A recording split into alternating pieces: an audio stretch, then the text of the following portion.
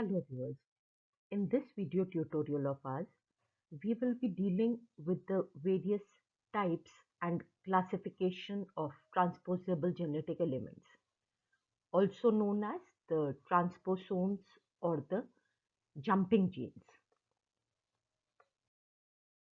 These transposable elements, they are those segments of nucleotides in the genome which change their position within the genome. That is within the same chromosome or even from one chromosome to another. Now, they were first of all identified in males by Barbara McClintock, and she was astonished to see these ACDS elements. But later on, it was seen that they are of universal occurrence in both prokaryotes as well as eukaryotes, and even in the higher plants and human beings and all. And in human beings, approximately 50% of the human genome, it is made up of these transposable elements. Then in males, it has been reported that up to 90% of the genome, it is made up of transposable elements. That means they are of wide occurrence and they have evolved with time. Now, since they have evolved with time, right from the prokaryotes to the higher plants and animals, they are of many types. And when we refer to the various types, it is at times quite confusing. What is transposable element and which all are the transposable elements, or what are the characteristics of the transposable elements? So the basic character of the transposable element, it remains that it changes its position within the genome. That is the basic quality of a transposon. Now, other characteristics, they are specific for specific types. So in this video, we will be dealing with those various broad classifications of transposable elements. So broadly speaking, there are two classes of transposons. The class 1 is the retrotransposons, whereas the class 2, it is the DNA transposon. Retrotransposon, this name is obtained by two words, retrotransposomes. That means in this, the transposition is similar to that found in retrovirus. That is, by reverse transcription, it changes its position or it inserts its copies within the genome. Whereas they are the DNA transposomes, that is directly for the segment that has to change its position. That segment, it either directly cuts itself and goes and inserts in some other place, that is non-replicative transposition, or that particular stretch of DNA, it is replicated, and the replica thus formed, it goes and inserts itself somewhere in the genome. So class 1 are the transposomes which transpose or which change their position or which insert in some other point of the genome by means of reverse transcription. Messenger RNA, that is transcription, is involved in this process, whereas the DNA transposomes only DNA replication or at times no replication, replicative and non-replicative DNA transposomes. So on the basis of the structure, that is which all segments of nucleotides, which all specific characters are present on that segment of nucleotide, on that gene sequence. On the basis of that structure, we have got three types of DNA transposomes. the insertion sequences, then the composite transposomes, and the non-composite transposons. Now, as we have just now talked about, that there are different methods, different mechanisms of integration, and what which all intermediates they are involved in the process of integration of these transposable elements at some other site within the genome. So on that basis, the retroviruses, they may be of LTR type, or they may be the non-LTR type. LTR is the long terminal repeats. We will be seeing these different types in the coming in this very video. And the copia of Drosophila, the copia and gypsy transposomes which are present in the Drosophila, they are the example of LTR type, and the line, sign, various ALU elements which we had also studied about in our video on genome, the concept of genome. They basically are the non-LTR type of uh, retrotransposons, or non-LTR type of transposons. Now, other terms that we come across, now the basic point is that all these terms, they are used synonymously, not synonymously, but they are used when we talk of transposable elements. But each and every has got either a different structure or a different function. They all are different from each other. So here in this classification tree, we are trying to have an overview of the various terms that we come across when we talk of these transposomes or the transposable genetic elements. So, in DNA transposomes, on the basis of the intermediates that are produced, that are involved in the integration, they may be helitrons, or they may be the kryptons or polentons, which are also referred to as the maverick. Both these, they are the similar terms, same terms. And ACDS elements, they are those DNA transposomes that involve the cut and paste mechanism of integration. Now, whether they may be the retrotransposomes or they may be DNA transposomes, both the categories or both the classes of these transposomes, they may be autonomous transposomes or they may be non-autonomous transposomes. Autonomous, which are capable of copying themselves or cutting themselves and integrating at some other point, whereas non-autonomous, which needs the help or needs the protein or enzyme synthesized by some other segment of the your genome in order to transpose. So, of the class 2 DNA transposome, if we talk of the basic structure of the DNA transposome, it basically needs the uh, gene segment which may help it to cut itself, that is endonuclease activity, and attach itself to the point of insertion. That means it has to have the ligase activity, and both these activities, they are uh, taken over by a common enzyme that is known as the transposase. Now, on the two ends, on both the sides of these transposase enzymes,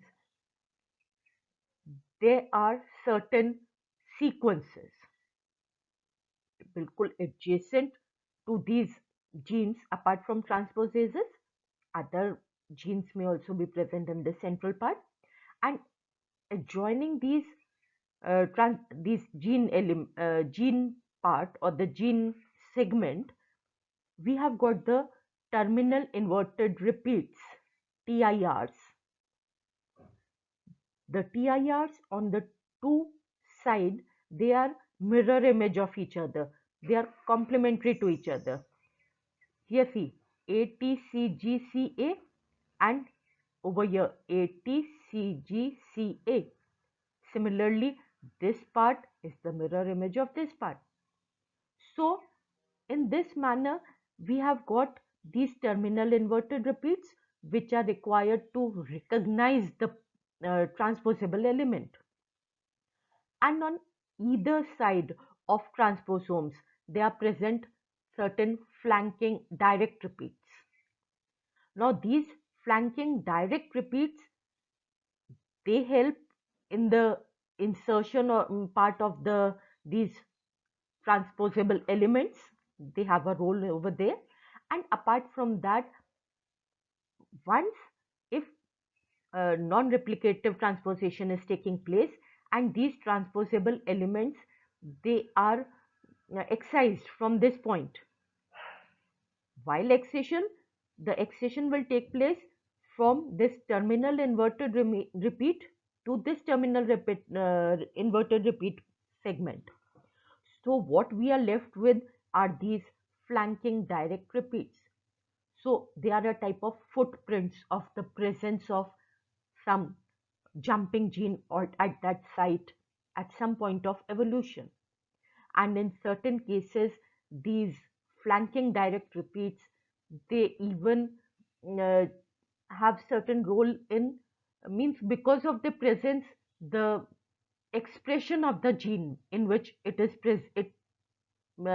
is present after the transposition of the transposable element, it alters the property or expression of that gene segment also. Now, we have seen that there are three types of DNA transposomes, the class 2 DNA transposomes on the basis of the structure. The simplest is the insertion sequence. Insertion sequence just has got the transposase gene, which will help in its excision, endonucleolytic activity, and integration, that is ligase activity. And on both sides, they are the inverted repeats, the terminal inverted repeats. Now, if these, apart from these transposase gene, other genes, they are also to be incorporated in a TE, that is the transposome element. In that case, at times what happens is there are nucleotide sequences having those various genes, and on either side of this gene segment are present this simple transposome, this insertion sequence to be uh, specific. So the sequence or the gene segment in which there are the genes for say various antibiotic resistance, flanked on both sides by insertion sequence. So this type of transposome or transposable element will be referred to as the composite transposome. It has got the insertion sequence along with various other genes. Now, there's another type of transposome, the DNA transposome, which is known as the non-composite transposome. In this, there are genes for other enzymes, but no insertion sequence on the two ends. Even the enzyme transposase may be present, but on the two ends, they are the inverted repeats are present instead of the insertion sequences. So this type of transposomes, they are non-composite transposomes because they have got just one type of transposable element. Here, this itself is a complete transposable element which has got these insertion sequence, and these insertion sequences by themselves, they are transposable elements. So this is composite transposome and this is non-composite transposome. Now, on the basis of the mechanism of transposition and the intermediates formed, these DNA transposomes, they may be krypton. Uh, Kryptons, they transpose themselves using the enzyme tyrosine recombinase instead of your uh, transposase or some other enzyme. So this enzyme tyrosine recombinase, it helps to cut and rejoin the segment or the transposable element. Such type of transposomes, they have been observed. First of all, they were observed in fungi, but later on they have also been reported in sea anemones, sea urchins, and in insects. There's another type of transposable element which transposed by the rolling circle replication mechanism. And in this, only a single stranded DNA intermediate is involved. And for this particular mechanism, the enzymes which are required, the replicase, the helicase, they are present on this transposable element itself, that or on this transposition transposon itself. So such type of transposomes, they are known as helitrons. Now in case of the third type, that is the pollentons, which are also known as the mavericks, they contain genes which are very much similar to the viral proteins. And these genes, normally they are not present in the eukaryotic genome, but these transposable elements, they do contain these genes like the integrase. But since the viral genome has to integrate with the host genome, it has got this enzyme, and this enzyme is not of normal occurrence in the eukaryotic genome. But wherever this pollentons are present, this TIRs, the terminal inverted repeats, they flank, hence we know that they are the transposomes. So these pollentrons, they encode for 10 different proteins. And out of these 10, the two main genes, they are the DNA polymerase and the integrase, because they are transposons. They have to copy themselves, they have to form the copy, and they have to integrate themselves because they have to change their position in the genome.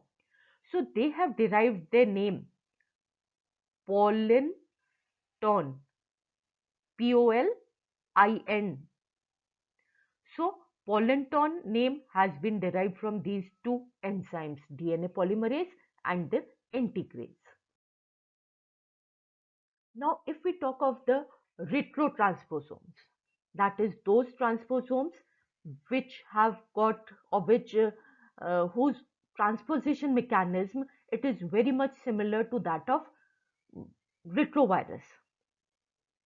Messenger RNA is formed, that is transcription takes place, and on that transcript, with the help of reverse transcriptase enzyme, your complementary DNA is produced.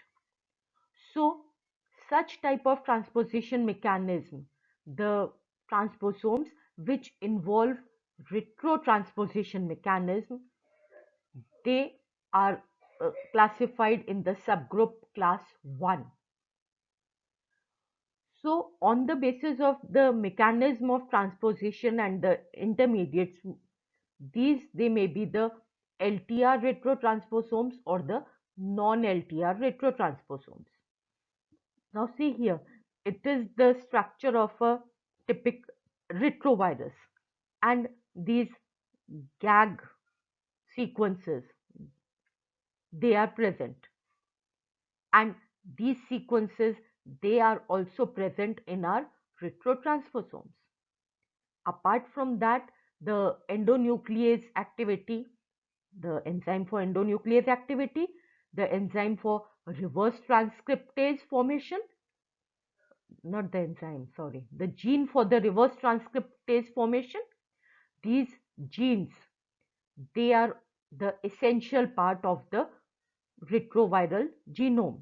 And in our retrotransposomes also, we have GAG sequences, then the reverse transcriptase sequences, and the endonuclease or the invertase sequences. So we call them the retrotransposomes. Now, in case of LTR retrotransposomes, LTR, it stands for long terminal repeats. The two ends of these transposomes, they are flanked by these long terminal repeats. The copia and the gypsy uh, transposomes, which are present in Drosophila, they have been reported in Drosophila, they belong to these LTR retrotransposome uh, category of class 1. Whereas the non-LTR retrotransposomes, non-LTR, that means no long terminal repeats are present at the two ends. Only these enzymes they are present. But then how will it become obvious that this is a transposome? It is because in case of non-LTR elements, we have got UTRs. That is, there are certain untranslated regions and there is a poly A tail. So presence of UTRs, this is the part which was present in the retrovirus, but it is not transcribed. It is untranslated region. So presence of UTR and poly A tail, it identifies or it is the characteristic feature of the non-LTR retrotransposomes.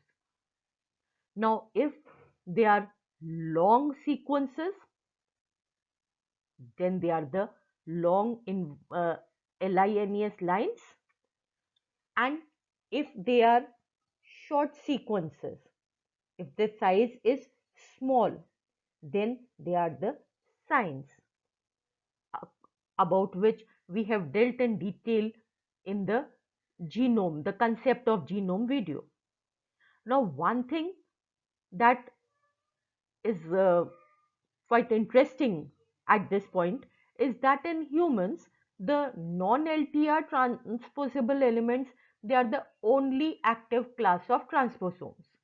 That is, although 50% of the human genome is made up of these transposomes, but of them only these non-LTR regions, the lines and signs, they are capable of jumping from one point in the genome to another. And the LTRs, the various other DNA transposomes, which we say they have been reported in the human genome, they are present, but they have lost their property to change their position. Because of their characteristic structure, we know that they are transposomes. But they now, in this at this point of evolution, they do not change their position. Now, whether they may be the retro transposome type or they may be the DNA transposomes, that is, both class of transposomes, they may be autonomous or they may be non-autonomous. Autonomous elements, they are those elements which are capable of transposing themselves or which are capable of uh, changing their position within the genome via replicative method or by means of non-replicative method. Any mechanism may be involved. We will be dealing with the mechanism of transposition in another video. So, by whichever mechanism they change their position within the genome, they do it on their own. That is, they within this structure they have got the enzymes which are required for their replication, for their transposition. And there are certain transposomes which lack these genes, the transposase or the replicase or the reverse transcriptase genes. So they need the help of some other autonomous element if they have to change their position. For example, in the AC-DS element combination, although the AC element, it is capable of uh, transposing itself on its own. It is the autonomous element. But the DS element, it requires the presence of this AC element, and then only it can change its position. So this DS element is the non-autonomous type of transposable element. And there are certain transposable elements which are known as the mites. The size is even more smaller because they don't even have the segment, a part, a fraction of the enzyme gene for the enzymes involved. So this type of uh, transposable elements, they are known as the miniature inverted repeat transposable elements or the mites. So this is the autonomous element and non-autonomous, and both class of transposable elements, they may be either autonomous or they may be non-autonomous.